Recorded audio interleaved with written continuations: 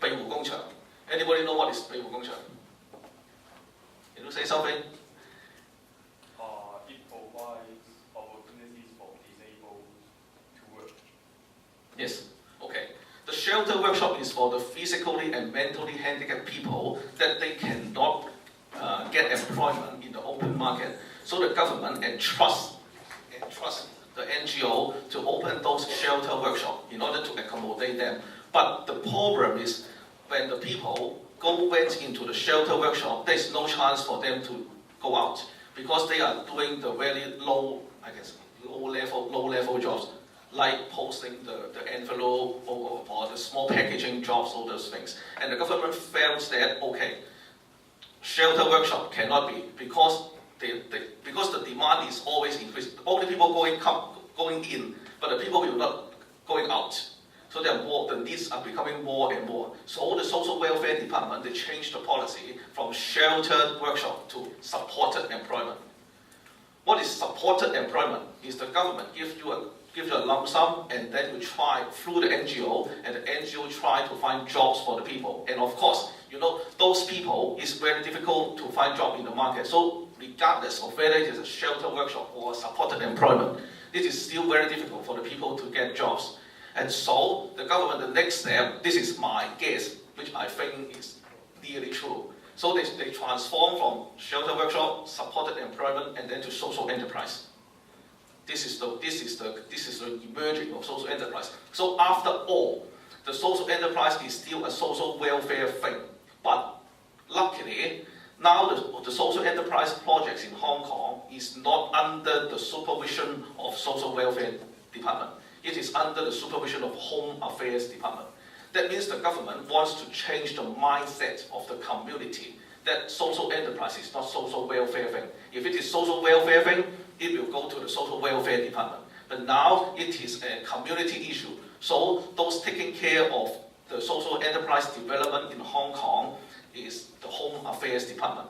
And also on our Chief Executive Policy speech 2 weeks ago, he promised to set up a social enterprise, I think, advisory committee. This is one of the things I urged for 2 years already.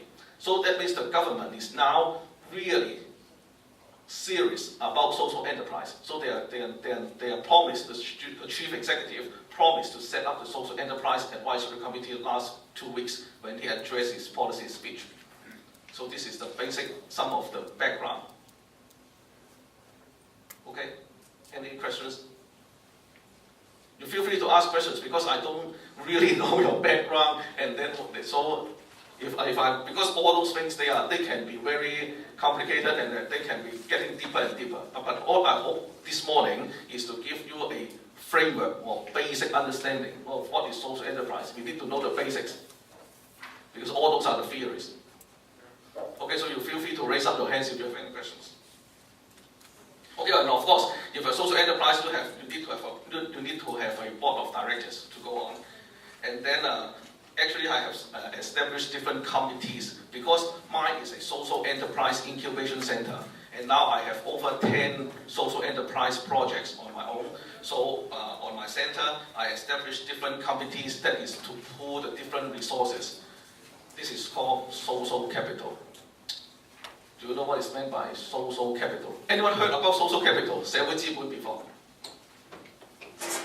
No. Okay, can you say something? So you utilize the resources in the society to help you to grow the business. Good networking.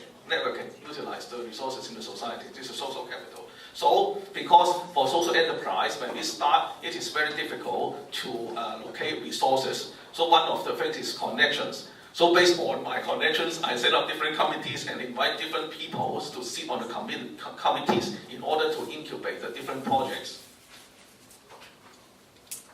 Okay, this is my profile. This is so important. Okay, and then another story I tell you is that why I am engaging in social enterprise. Because myself I work in the commercial field for over 20 years already, and then I am an accountant, and then I do lots of voluntary jobs, and I think that the best way to integrate commercial exposures and business and community services is to do the social enterprise job. So this is why I started the Social Enterprise Incubation Center on 2007, and I myself started to study social enterprises in the year 2000. Okay. I also have a partner in UK that is also conducting social enterprises. Believe it or not, Hong Kong is at least 30 years before UK in developing social enterprises. Because in Hong Kong, there are only two types of company. One is limited by shares. Limited by shares is you earn $1 profit and then you can distribute as dividends and then go away. And the other is limited by guarantee or NGO. There is no rules governing social enterprise. But in UK, they have different sets of company law and taxation that regulate the operations of the social enterprises. So Hong Kong is far more behind in social enterprise development. So my academic studies is that I work together with my partner in UK. She is developing social enterprises in India and Africa. And then I try to adopt the UK methodology and model in order to apply to the Hong Kong cases. So I hope, because now, also believe it or not, in all famous universities worldwide, Harvard, Cornell, Oxford, Cambridge, they all have social enterprises courses. But in Hong Kong, there's no social enterprises courses at any of the university. By the way, if there is social enterprise courses in Hong Kong, how many of you are interested to study social enterprise? Can someone give me some reason why you are interested to study social enterprise as your academic subject?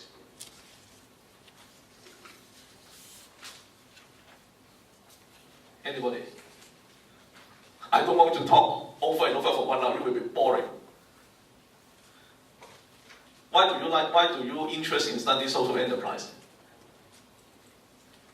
Anybody? Just shout. Maybe people want to have an impact on society other than working for a corporation. They can see immediate change in what they're doing. Okay, then why don't you, why you are not going to work for NGO? NGO can serve the same mission.